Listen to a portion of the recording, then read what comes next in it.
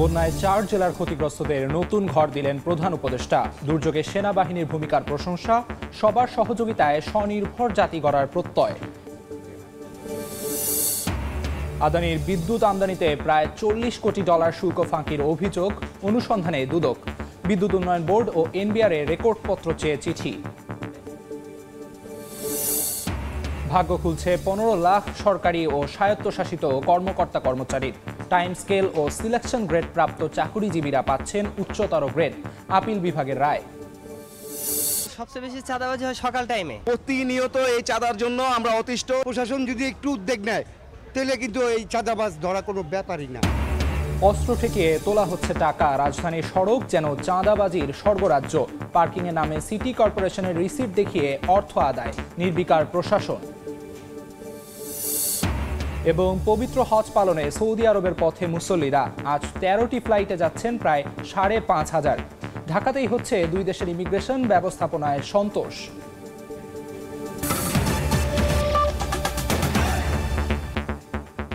সময় সংবাদের সঙ্গে আছি আমি আমিরুল ইসলাম আলিফ। সবার সহযোগিতা অব্যাহত থাকলে সাহসী ও স্বনির্ভর জাতি গড়ে তোলা সম্ভব বলে জানিয়েছেন প্রধান উপদেষ্টা ডক্টর মোহাম্মদ ইউনূস।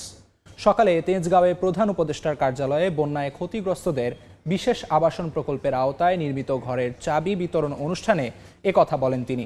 ডক্টর ইউনূস বলেন, দুর্যোগে মানুষের পাশে দাঁড়ানোই সরকারের দায়িত্ব, আর দুর্যোগে মানুষের পাশে দাঁড়িয়ে দৃষ্টান্ত স্থাপন করেছে সেনাবাহিনী।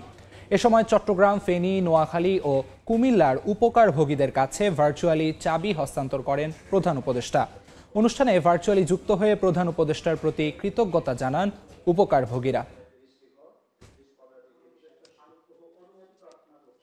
ঘরটাও সঠিকভাবে নির্মাণ হয়েছে।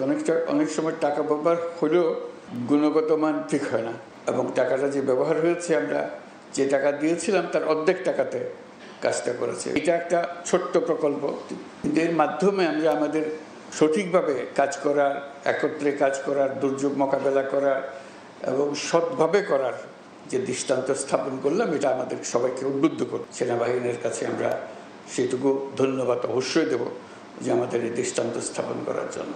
এই সহমর্মিতা দেশের সকল মানুষের মধ্যে এবং সকল প্রজন্মের মধ্যে ছড়িয়ে পড়লেই আমরা একটা সাহসী এবং স্বনির্ভর জাতি হিসেবে গড়ে উঠতে পারব। বিএনপি চেয়ারপারসন বেগম খালেদা জিয়ার চিকিৎসা প্রায় সম্পন্ন। শিগগিরই তিনি দেশে ফিরবেন বলে জানিয়েছেন বিএনপির আইন সম্পাদক ব্যারিস্টার কায়সার কামাল। তারেক রহমানও সুবিধাজনক সময়ে দেশে ফিরবেন বলে জানান তিনি। সকালে সুপ্রিম কোর্টে সাংবাদিকদের বলেন, করিডোর দেওয়ার আইনি এখতিয়ার অন্তর্বর্তী সরকারের নেই। সব রাজনৈতিক দলের সঙ্গে আলোচনা করে সরকারকে সিদ্ধান্ত নেয়ার পরামর্শ তার। খালেদা জিয়ার চিকিৎসা প্রায় সম্পন্ন হয়েছে এবং চিকিৎসকদের পরামর্শক্রমে সহসাই তিনি দেশে ফিরবে। এই সরকার কিন্তু জনগণ দ্বারা নির্বাচিত না। রাষ্ট্রীয় যে কোনো সিদ্ধান্ত নিতে গেলে যে রাজনৈতিক দলের মতামতের ভিত্তিতে ওনারা আজকে দেশ চালাচ্ছেন, তাদের মতামতের ভিত্তিতে করা উচিত। করিডোর বা মানবতা করিডোর এটা একটা রাষ্ট্রীয় পলিসি বিষয়, রাষ্ট্রীয় নিরাপত্তা জড়িত। দুদকের মামলায় বিএনপি নেতা আমানুল্লাহ আমানের 13 বছর ও তার স্ত্রী সাবেরা আমানের 3 বছরের সাজা বাতিল করেছেন আপিল বিভাগ। সকালে ভারপ্রাপ্ত প্রধান বিচারপতি আশফাকুল ইসলামের নেতৃত্বে 3 সদস্যের আপিল বিভাগ এ রায় দেন। ব্যারিস্টার মাহবুব উদ্দিন খোকন বলেন, দণ্ডাদেশের রায়ের বিরুদ্ধে করা আপিল মঞ্জুর করে হাইকোর্টের রায় বাতিল করা হয়েছে। এ মামলায় খালাস পাওয়ায় আমানুল্লাহ আমানের নির্বাচনে অংশ নিতে আর আইনি বাধা নেই। সম্পদের তথ্য গোপন ও জ্ঞাত আয় বহির্ভূত সম্পদ অর্জনের অভিযোগে আমান দম্পতির বিরুদ্ধে 2007 সালের 6 মার্চ রাজধানীর কাফরুল থানায় মামলা করে দুদক। ওই বছরের 21 জুন বিশেষ জজ আদালতের রায়ে আমানকে 13 বছরের ও সাবেরাকে 3 বছরের কারাদণ্ড দেওয়া হয়। নির্বাচন করতে পারে নাই, নির্বাচন যে অযোগ্য ছিল, যেতে সাজা বহাল ছিল, সাদা ছিল, যেটা আজকে রায়ের ফলে আমল রাজনীতি আর কোনো রাজনীতি নির্বাচন করতে কোনো বার হলো না। অর্থাৎ নির্বাচনে তার কোনো আর বাধা সৃষ্টি হল না। সে যে কোনো নির্বাচনে অংশগ্রহণ করতে পারবে এবং এই খালাসের ফলে। তো এবং 2007 সালে সেই যন্ত্রণা ছিল, আজকে আমল এবং তার স্ত্রী মুক্তি, সেই জামানের মুক্তি হলো। ভারতের আদানির বিদ্যুৎ আমদানি চুক্তিতে শুল্ক ও কর অব্যাহতির মাধ্যমে $40 কোটি কর ফাঁকির অভিযোগ অনুসন্ধানে নেমেছে দুদক। এ চুক্তির জন্য সাবেক প্রধানমন্ত্রী শেখ হাসিনার মুখ্য সচিব ও তৎকালীন বিদ্যুৎ সচিব আহমেদ কায়কাউল সহ বিদ্যুৎ উন্নয়ন বোর্ডের সংশ্লিষ্টদের যোগসাজশ খুঁজে দেখছে সংস্থাটি। ইতোমধ্যে দুদকের উপপরিচালক রেজাউল করিম এ সংশ্লিষ্ট নথিপত্র তলব করে এনবিআর ও বিদ্যুৎ উন্নয়ন বোর্ডে চিঠি দিয়েছে। এর আগে এনবিআর তদন্তে নেমে 2024-25 অর্থবছরের জুলাই পর্যন্ত আদানির বিদ্যুৎ আমদানিতে $39,71,71,000 শুল্ক ও কর ফাঁকি দেয় বলে প্রতিবেদনে উঠে আসে।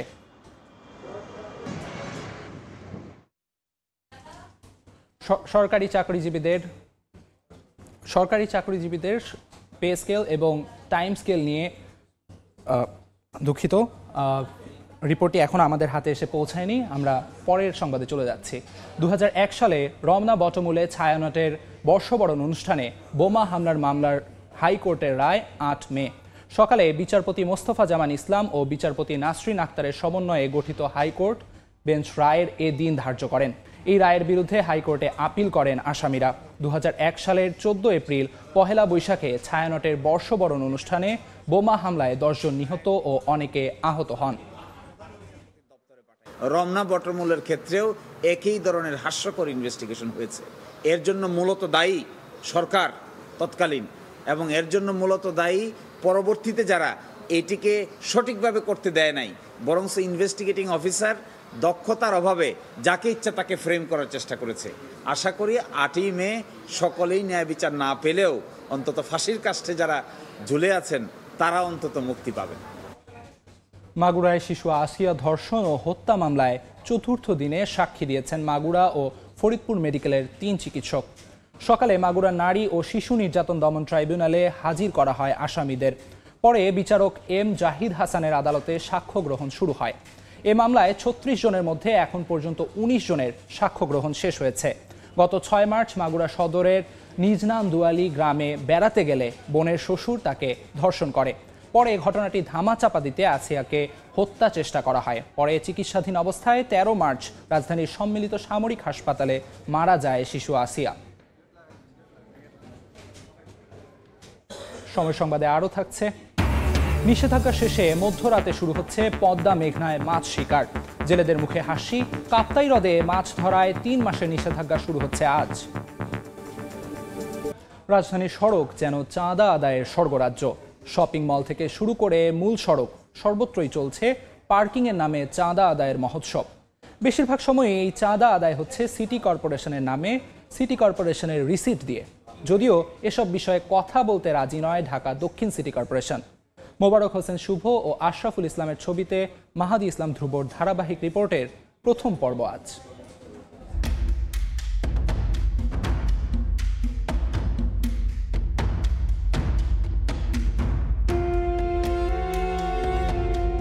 সড়কে গাড়ি রাখা হয়েছে, এটাই যেন টাকা হাতানোর মোক্ষম সুযোগ। যাত্রাবাড়িতে দিনে দুপুরে পিকআপ চালককে দেশীয় অস্ত্র ঠেকিয়ে রীতিমতো জিম্মি করে টাকা আদায় করার দৃশ্য ধরা পড়ে সময় সংবাদের ক্যামেরায়।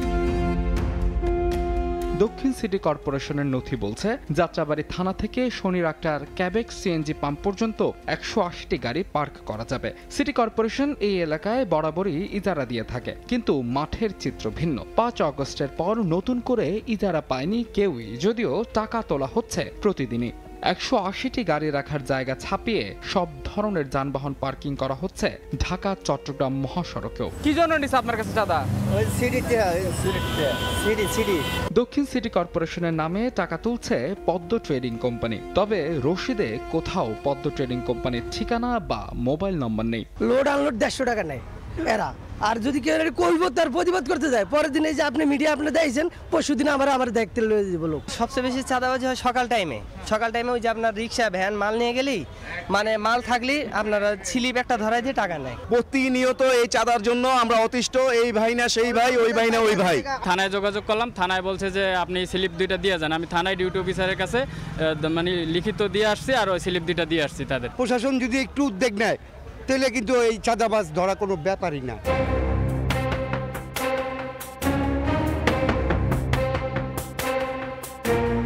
শুধু যাত্রাবাড়ি নয়, পুরো রাজধানীর বিভিন্ন শপিং মল থেকে শুরু করে গুরুত্বপূর্ণ সড়ক ও মোড়গুলোতে চলছে এই চাঁদাবাজি।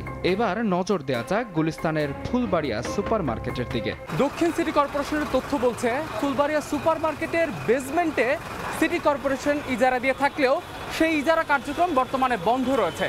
কিন্তু সেই বেসমেন্ট ছাপিয়ে মূল সড়কে অর্থাৎ সিটি কর্পোরেশনের পেছনের সড়কেও এই পার্কিং চলে এসেছে, আর যার কারণে পুরো সড়কটি চলাচলের অনুপযোগী হয়ে পড়েছে। আর এই সবই হচ্ছে কর্তৃপক্ষের নাকের ডগায়। কত টাকা দেওয়া লাগে? জিপি কত? 400 টাকা পার ডে, মাস চুক্তিতে। অবশ্য এই চাঁদা তোলাকে বৈধতা দিতে চান ফুলবাড়িয়ার পরিবহন নেতারা। লাইনম্যান না থাকে তাহলে গাড়িটা ব্লক হয়ে যাবে, রাস্তাটা ব্লক হয়ে যাবে। লাইনম্যানগুলো গাড়িগুলো যদি নিয়োগ না করে তাহলে আমরাও গাড়ি চালাইতে পারবো। গাড়ি করতে কেউ 10 টাকা দিতেছে, কেউ 20 টাকা দিতেছে, বেতন বুঝায়। এসব বিষয়ে অবশ্য ক্যামেরার সামনে কথা বলতে রাজি নয় ঢাকা দক্ষিণ সিটি কর্পোরেশনের প্রশাসক। অন্যদিকে লোকবল সংকটের দোহাই দিয়েছেন প্রধান সম্পত্তি কর্মকর্তা। সিটি কর্পোরেশন থেকে যে ইজারা কার্যক্রম না হয় তার নির্দিষ্ট জায়গার মধ্যে সে নিবে। কার্যাদেশ যখন দেওয়া হয় তাকে ওই জায়গাটা বুঝাই দেওয়া হয়। এর বাইরে যদি কেউ যায় সেটা সম্পূর্ণভাবে অন্যায়, অবৈধ। অনেক ক্ষেত্রে অনেকে বলে চাঁদাবাজির কথা বলে, একদম স্ট্রেট সেটা। যতটুকু এখানে সামর্থ্য আছে পুরো সামর্থ্য দিয়ে আমরা কিন্তু আমাদের কাজটা করে যাচ্ছি। সাধারণত দক্ষিণ সিটি কর্পোরেশন রাজধানীর 26টি স্পটে পার্কিং এর জন্য ইজারা দেয়। তবে 5 আগস্টের পর এখন পর্যন্ত মাত্র 10টি স্পটে ইজারা কার্যক্রম চলছে, যদিও চাঁদা তোলা হচ্ছে অন্তত শতাধিক স্পট থেকে। মাহাদি ইসলাম শুভ, সময় সংবাদ, ঢাকা। পবিত্র হজ পালনে সৌদি আরবের পথে মুসল্লিরা। আজ 13টি ফ্লাইটে যাচ্ছেন প্রায় 5,500 হজ যাত্রী। সকাল থেকে হজ যাত্রীদের পদচারণায় মুখর আশকোনা হজ ক্যাম্প। এখন পর্যন্ত 77 ভাগ যাত্রী ভিসা পেলেও বাকি রয়ে গেছে প্রায় 23 ভাগ। বিমান বাংলাদেশ সহ 3টি বিমান সংস্থা ফ্লাইট পরিচালনা করছে। এখন পর্যন্ত পবিত্র সৌদি আরবের উদ্দেশ্যে ছেড়ে গেছে 4টি ফ্লাইট। সব মিলিয়ে আজ 13টি ফ্লাইটে করে 5,000-এর বেশি হজযাত্রী সৌদি আরব যাচ্ছে। ঢাকায় 2 দেশের ইমিগ্রেশন এবং সার্বিক ব্যবস্থাপনায় স্বস্তি জানান মুসল্লিরা। এই মুহূর্তে রাজধানীর আশকোনা হজ ক্যাম্পে আছেন রিপোর্টার তোহা খান তামিম। সরাসরি যাচ্ছি তার কাছে। রাজধানী আশকোনা হজ ক্যাম্পে বলা যায় যাত্রীদের পদচারণায় মুখর হয়ে উঠেছে। দু একটি সমস্যার কথা ছাড়া বাদবাকি যেই যাত্রা করছেন হজ যাত্রীরা সৌদি আরবের উদ্দেশ্যে পবিত্র হজ পালনের উদ্দেশ্যে মোটামুটি বলা যায় যে নির্বিঘ্নেই হচ্ছে। একটু দেখাতে চাই এই মুহূর্তে রাজধানী আশকোনা হজ ক্যাম্পের যে প্রধান গেটটি রয়েছে, প্রধান যে দরজাটি রয়েছে, সেই দরজার সামনে বেশ বলা যায় বেশ কিছু যারা যাত্রী তারা ভিড় করছেন। পাশাপাশি বিভিন্ন এজেন্সির যারা মুয়াল্লিম রয়েছেন তাদের অধীনে শেষ মুহূর্তের যে প্রস্তুতি সেই প্রস্তুতি সেরে নিচ্ছেন।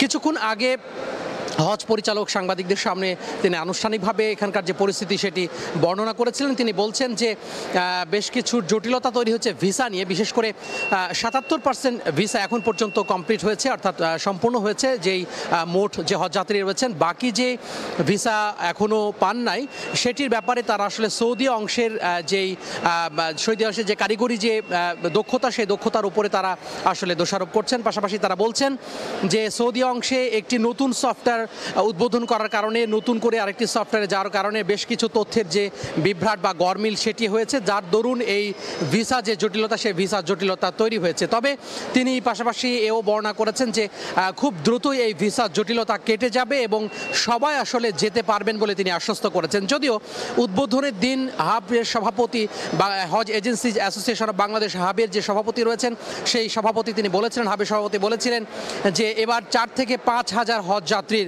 ভিসা জটিলতার কারণে সৌদি আরবে হজ পালনে একটা অনিশ্চয়তা দেখা দিতে পারে এবং তিনি শঙ্কা প্রকাশ করেছিলেন। আজকেও একজন সরকারি কর্মকর্তা তার সহধর্মীকে নিয়ে যাওয়ার জন্য তিনি এসেছিলেন। তার গত রাত 2:10 তার হজ ফ্লাইট ছিল বিমান বাংলাদেশ এয়ারলাইন্সে। তার সহধর্মিনীর যে ভিসা সেই ভিসাটি হলেও তার আসলে ভিসাটি হয়নি, যার দরুন দুজনে তারা যেতে পারেননি। তবে হজ অফিস থেকে তাদেরকে আশ্বস্ত করা হয়েছে যাতে তারা যেতে পারেন এবং তার সহধর্মিনীর যেই ফ্লাইটটি সেটি আসলে স্থগিত করা হয়েছে। পাশাপাশি তার যেই ভিসা সেই ভিসা নিয়ে কাজ করছে হজ অফিস। এভাবে বলা যায় যে বাকি যে ভিসা জটিলতার কারণে বাকি যে অংশটি রয়েছে সেটির ধীরে ধীরে সেই জটিলতা কেটে যাবে বলে আশ্বস্ত করছে এখানকার যে পরিচালক রয়েছেন, হজের পরিচালক রয়েছেন সেটি। তো সব মিলে আজকে 13টি ফ্লাইট, সর্বোচ্চ ফ্লাইট পরিচালিত হচ্ছে এবং এখন পর্যন্ত প্রায় 6,000-এরও বেশি যে হজ যাত্রী সেটি আসলে সৌদি আরবের উদ্দেশ্যে গমন করেছেন। তো এই ছিল আশকোনা হজ ক্যাম্প থেকে আমার হাতে সব শেষ। সরাসরি যুক্ত ছিলাম আশকোনা হজ ক্যাম্পে। সরকারি চাকরিজীবীদের মধ্যে টাইম স্কেল ও সিলেকশন গ্রেড প্রাপ্তরাও উচ্চতর গ্রেড পাবেন বলে রায় দিয়েছেন আপিল বিভাগ। সকালে ভারপ্রাপ্ত প্রধান বিচারপতি আশফাকুল ইসলামের নেতৃত্বাধীন আপিল বিভাগ এ রায় দেন। এর ফলে প্রায় 15 লাখ সরকারি ও স্বায়ত্তশাসিত প্রতিষ্ঠানের কর্মকর্তা কর্মচারীরা এই সুবিধা পাবেন বলে জানিয়েছেন আইনজীবী। এর আগে 2017 সালের ফেব্রুয়ারিতে সরকারি চাকরিজীবীদের স্বয়ংক্রিয়ভাবে উচ্চতর গ্রেড পাওয়ার বিষয়ে অর্থ মন্ত্রণালয়ের দেয়া আদেশ অবৈধ ঘোষণা করেছিলেন হাইকোর্ট। সংক্ষুব্ধ চাকরিজীবীদের এ সংক্রান্ত একটি রিট আবেদনের প্রেক্ষিতে হাইকোর্টে এ রায় দিয়েছিলেন। জাজমেন্টে 2016 সালের অর্থ মন্ত্রণালয় কর্তৃক যেই পরিপত্রটা ইস্যু করা হয়েছিল সেই পরিপত্রের গ ধারাটাকে অবৈধ রেখে হাইকোর্টের রায়টা মডিফাই করে দেওয়া হয়েছে, যার ফলশ্রুতিতে এখন আর ইতিপূর্বে যারা একটা মাত্র টাইম স্কেল সিলেকশন গ্রেড যেই নামে অবৈধ হোক না কেন পেয়ে আছে তারা এখন দুইটা পাইতে আইনগত আর কোনো বাধা থাকলো না। আর এই সুবিধাটা প্রজাতন্ত্রের 15 লক্ষ প্রজাতন্ত্রের এবং অটোনমাস বডিতে কর্মরত যাদের ক্ষেত্রে ন্যাশনাল পে অর্ডার অ্যাপ্লাই করে এইরকম প্রায় 15 লক্ষ লোক এই আইনের এই আজকের এই রায়ের ফলে তাদের ক্ষেত্রে দুইটা উচ্চতর গ্রেড পাওয়ার আইনগত আর কোনো বাধা থাকলো না। যাত্রাবাড়ী ও ভাটারা থানার 2 হত্যা মামলায় সালমান এফ রহমান ও সাবেক আইজিপি চৌধুরী আবদুল্লাহ আল মামুনের 3 দিন করে রিমান্ড মঞ্জুর করেছেন আদালত। এছাড়া বাড্ডা থানার হত্যা মামলায় সাবেক মন্ত্রী আনিসুল হকের 2 দিনের রিমান্ড মঞ্জুর করা হয়েছে। সকালে ঢাকার সিএমএম আদালতে তাদের হাজির করা হলে রিমান্ড শুনানি শেষে এই আদেশ দেন বিচারক। এছাড়া রাজধানীর বিভিন্ন থানায় হত্যা ও হত্যা চেষ্টা মামলায় আনিসুল হক, সালমান এফ রহমান, সাবেক মেয়র আতিকুল ইসলাম ও চৌধুরী আবদুল্লাহ আল মামুনকে নতুন করে গ্রেফতার দেখানো হয়েছে। আদালতকে তদন্ত কর্মকর্তা বলেন, জুলাই আন্দোলনকে প্রতিহত করতে অভিযুক্তরা প্রত্যক্ষ ও পরোক্ষভাবে যুক্ত ছিলেন। আসামি পক্ষের আইনজীবীরা রিমান্ড বাতিল চেয়ে জেল গেটে জিজ্ঞাসাবাদের আবেদন করেন।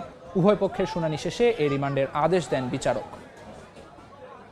2 মাসের নিষেধাজ্ঞা শেষে মধ্যরাতে শুরু হচ্ছে পদ্মা মেঘনায় মাছ শিকার। নৌকা ও জাল মেরামত করে জলে নামার প্রস্তুতি নিচ্ছেন জেলেরা। এবারে জাটকা সংরক্ষণ অন্যবারের চেয়ে সফল দাবি মৎস্য বিজ্ঞানীদের। ফারুক আহমেদের রিপোর্ট, ক্যামেরায় ছিলেন নাইমুল ইসলাম নীরব। হাতুড়ি বাটালির খুটখাট শব্দ, চলছে নৌকা মেরামতের কাজ। চাঁদপুরে নদী পাড়ে এমন সারি সারি ছোট বড় নৌকা, শুধু মাছ ধরার নৌকাই নয়, জালও মেরামত করছেন জেলেরা। জাটকা সংরক্ষণে মার্চ এপ্রিল 2 মাস অন্য অভয়াশ্রমগুলোর মতো চাঁদপুরের পদ্মা ও মেঘনায়ও ছিল মাছ ধরার নিষেধাজ্ঞা। এতে পেশা হারিয়ে বেকার হয়ে পড়েন প্রান্তিক জেলেরা। তবে নতুন করে মাছ ধরা শুরু হলে সেই কষ্ট ভুলে যেতে চান তারা। তাই নৌকা ও জাল নিয়ে পদ্মা ও মেঘনার জলের সঙ্গে মিতালি করার প্রস্তুতি তাদের। খায়া না খায়া ছিলাম 80 কেজি 70 কেজি চাল দেয়, কি চাল কি হয়নি ভাই। সরকারের যে অভিযান মাইনা চলছি, এখন যখন অভিযান শেষ হইব, শেষ হওয়ার সাথে আমরা নদীতে নাম মাছ থাকে তাহলে একটু আল্লাহ যে 2 মাস কষ্ট করলাম, যদি আল্লাহ মুক্তিলা চায় এই নদীতে 2 মাস নামি নেই। এখন আমরা অভয়াশ্রম শেষ হয়েছে, অভয়াশ্রম শেষ হলে আমরা নদীতে নামবো। অন্য বছরের চেয়ে এবার জাটকা সংরক্ষণ অভিযান ছিল জোরালো। এতে অভয়াশ্রমগুলোতে সুরক্ষা পেয়ে জাটকার দল ছুটে গেছে সাগরে। ফলে তা বড় হওয়ার সুযোগ পাওয়ায় অর্জিত হবে লক্ষ্যমাত্রা, দাবি এই মৎস্য বিজ্ঞানীর। এবছরের উৎপাদন ভালো থাকবে, যেহেতু প্রায় 44,000 কোটি জাটকা ইলিশ জনতায় যুক্ত হতে পেরেছিল। এদের সুরক্ষা যথাযথ হলে আশা করা যায় যে ইলিশের উৎপাদন 6 লক্ষ মেট্রিক টনে পৌঁছে যেতে পারে। নিষেধাজ্ঞাকালীন মাছ ধরতে না পারায় চাঁদপুরেই বেকার ছিলেন প্রায় 1.5 লক্ষ জেলে। ফারুক আহমদ, সময় সংবাদ, চাঁদপুর। এদিকে মধ্যরাত থেকে 3 মাসের জন্য রাঙামাটির কাপ্তাই হ্রদে শুরু হচ্ছে মাছ শিকারে নিষেধাজ্ঞা। সকাল থেকে জাল নৌকা নিয়ে পাড়ে ফিরতে শুরু করেন জেলেরা। হ্রদে অবমুক্ত করা পোনার সুষ্ঠু বিকাশে মাছ শিকার, পরিবহন ও বাজারজাতকরণ সম্পূর্ণরূপে বন্ধ থাকবে। এই সময় বন্ধ থাকবে সব বরফ কলক। এবছরে হ্রদে 60 মেট্রিক টন কার্প জাতীয় মাছের পোনা অবমুক্ত করা হবে বলে জানায় মৎস্য উন্নয়ন কর্পোরেশন। গত 16 এপ্রিল হ্রদ ব্যবস্থাপনা কমিটির জরুরি সভায় 1 মে থেকে 3 মাসের জন্য নিষেধাজ্ঞা কার্যকরের সিদ্ধান্ত নেয় প্রশাসন। এবার বাণিজ্যের সংবাদ।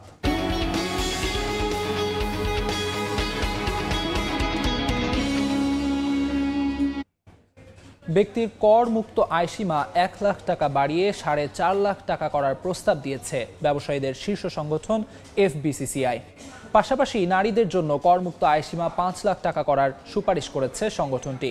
বাজেট সামনে রেখে রাজধানীর সোনারগাঁও হোটেলে আয়োজিত জাতীয় রাজস্ব বোর্ডের 45তম পরামর্শক সভায় এই সুপারিশ করেছে FBCCI। পাশাপাশি শিল্পের উপকরণ ও কাঁচামাল আমদানিতে 3% আগাম কর রহিত করার প্রস্তাব করা হয়েছে।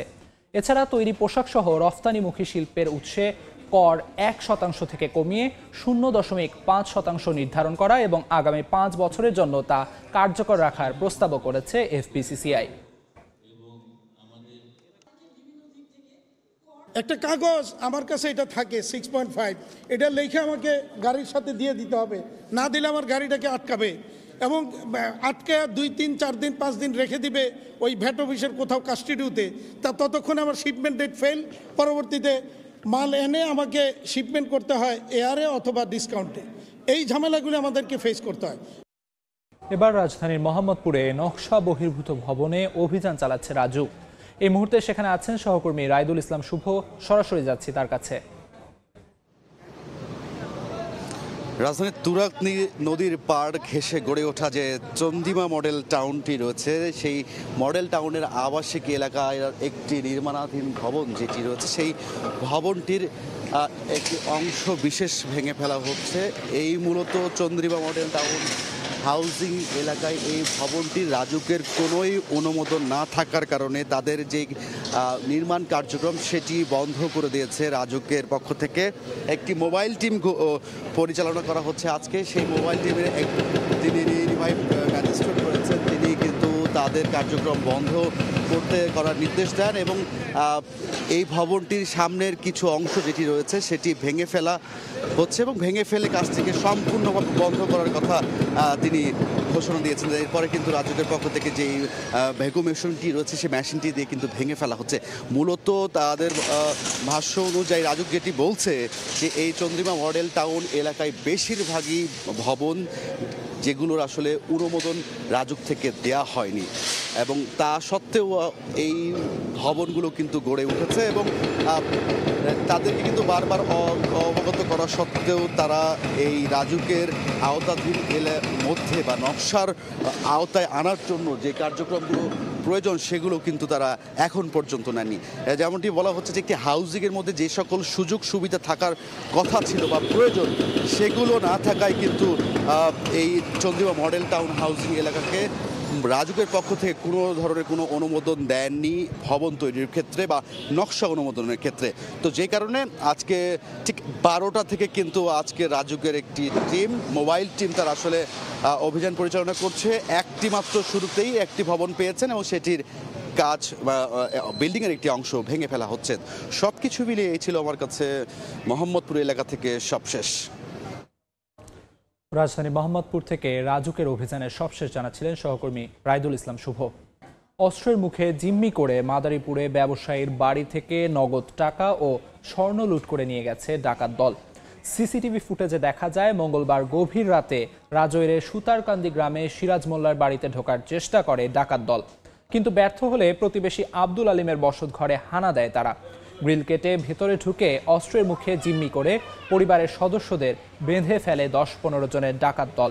পরে আলমারি ভেঙে নগদ 6,30,000 টাকা ও 13 ভরি স্বর্ণালংকার লুট করে পালিয়ে যায়। খবর পেয়ে ঘটনাস্থল পরিদর্শন করে পুলিশ। রাজধানীর কুর্মিটোলায় বিমান বাহিনীর বার্ষিক মহড়া অনুষ্ঠানে বক্তব্য রাখছেন প্রধান উপদেষ্টা।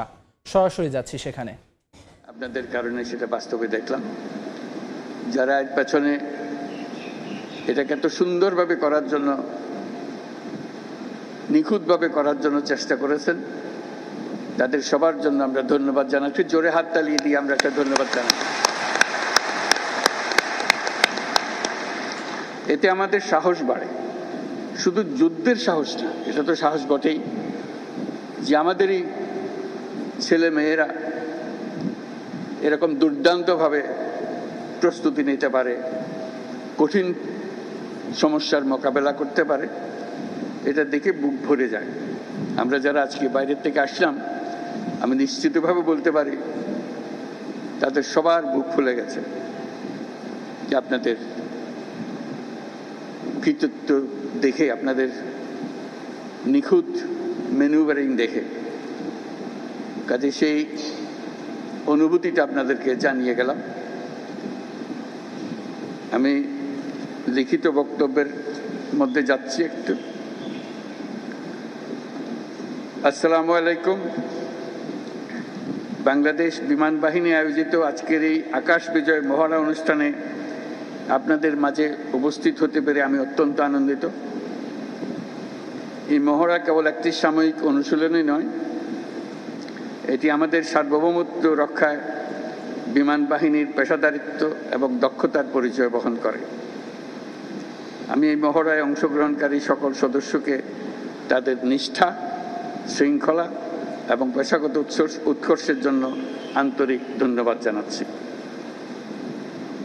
এই গৌরবময় মুহূর্তে আমি গভীর শ্রদ্ধার সঙ্গে স্মরণ করছি ৭১ সালের মহান মুক্তিযুদ্ধে আত্মদানকারী শহীদদের, বিশেষ করে বাংলাদেশ বিমান বাহিনীর অকুতোভয় সদস্যদের। তাদের রক্তের বিনিময়ে অর্জিত স্বাধীনতা আমাদের জাতিসত্তার মূল ভিত্তি। এর সঙ্গে স্মরণ করছি ২০২৪ সালের জুলাই আগস্ট আন্দোলনে নিহত ও শহীদ সকল শিক্ষার্থী, তরুণ তরুণী এবং সাধারণ জনগণকে, যারা দেশের অধিকারের প্রশ্নে জীবন ও রক্ত দিয়ে তাদের অবস্থান স্পষ্ট করেছেন। ৭১ সালের ২৮শে সেপ্টেম্বর বিপুল প্রতিকূলতা সত্ত্বেও একটি অটার বিমান, একটি এলিওয়েট হেলিকপ্টার, একটি ডেকোটা বিমান সহ ৫৭ জন সদস্য নিয়ে জন্ম নিয়েছিল কিলো ফ্লাইট, যা বাংলাদেশ বিমান বাহিনীর নিউক্লিয়াস হিসেবে চিরস্মরণীয় হয়ে থাকবে। যার নামের আদ্যক্ষর দিয়ে এই কিলো ফ্লাইটের নাম করা হয়েছিল, সেই জীবন্ত কিংবদন্তি এবং মুক্তিবাহিনীর ডেপুটি চিফ অফ স্টাফ বীরোত্তম এয়ার ভাইস মার্শাল এ.কে খন্দকারের নামানুসারে সম্প্রতি এই বিমান ঘাঁটির নামকরণের মাধ্যমে আমরা তাকে প্রাপ্য সম্মান দেওয়ার চেষ্টা করেছি। বর্তমান বিশ্বের দ্রুত পরিবর্তনশীল প্রযুক্তির সাথে তাল মিলিয়ে চলার জন্য আন্তর্জাতিক মানসম্পন্ন প্রশিক্ষণ ও অনুশীলন অপরিসীম গুরুত্ব বহন করে। এই প্রেক্ষাপটে বাংলাদেশ বিমান বাহিনীর সদস্যগণ নিয়মিতভাবে বহুমাত্রিক প্রশিক্ষণ কার্যক্রম ও অনুশীলনে অংশগ্রহণের মাধ্যমে নিজেদের জ্ঞান ও দক্ষতাকে যুগোপযোগী করতে সদা সচেষ্ট রয়েছে, যা এই মহড়ার মাধ্যমে আমাদের কাছে স্পষ্ট হয়েছে। দেশের সার্বভৌমত্ব ও স্বাধীনতার প্রতি যে কোনো চ্যালেঞ্জ মোকাবেলায় একটি আধুনিক ও সদাপ্রস্তুত বিমান বাহিনী গড়ে তোলার লক্ষ্যে আমাদের প্রচেষ্টা অব্যাহত থাকবে। বাংলাদেশ বিমান বাহিনী সময়োপযোগী পরিকল্পনা ও দূরদর্শী নেতৃত্বের মাধ্যমে সমসাময়িক ভূ রাজনৈতিক পরিস্থিতি ও কার্যকর আকাশ প্রতিরক্ষার পাশাপাশি বিস্তীর্ণ সমুদ্র এলাকায় নিশ্চিদ্র নিরাপত্তা প্রদানের লক্ষ্যে কাজ করে যাচ্ছে। আমি জেনে খুশি হয়েছি যে বাংলাদেশ বিমান বাহিনী দেশীয় প্রযুক্তি ব্যবহার করে স্বয়ংসম্পূর্ণভাবে বেসিক ট্রেনের বিমান আনম্যান্ড এরিয়াল ভেহিকল তৈরি করেছে। রাজধানীর কুর্মিটোলায় বিমান বাহিনীর বার্ষিক মহড়া অনুষ্ঠানে বক্তব্য রাখছেন প্রধান উপদেষ্টা ডক্টর মোহাম্মদ ইউনূস। সরাসরি যুক্ত ছিলাম সেখানে। এ পর্যায়ে শীর্ষ সংবাদগুলো জানিয়ে দিচ্ছি আরেকবার। বন্যায় 4 জেলার ক্ষতিগ্রস্তদের নতুন ঘর দিলেন প্রধান উপদেষ্টা। দুর্যোগে সেনাবাহিনীর ভূমিকার প্রশংসা, সবার সহযোগিতায় স্বনির্ভর জাতি গড়ার প্রত্যয়। আদানির বিদ্যুৎ আমদানিতে প্রায় $40 কোটি শুল্ক ফাঁকির অভিযোগ। অনুসন্ধানে দুদক, বিদ্যুৎ উন্নয়ন বোর্ড ও এনবিআর রেকর্ড পত্র চেয়ে চিঠি। এবং ভাগ্য খুলছে 15 লাখ সরকারি ও স্বায়ত্তশাসিত কর্মকর্তা কর্মচারীর। টাইম স্কেল ও সিলেকশন গ্রেড প্রাপ্ত চাকরিজীবীরা পাচ্ছেন উচ্চতর গ্রেড, আপিল বিভাগের রায়।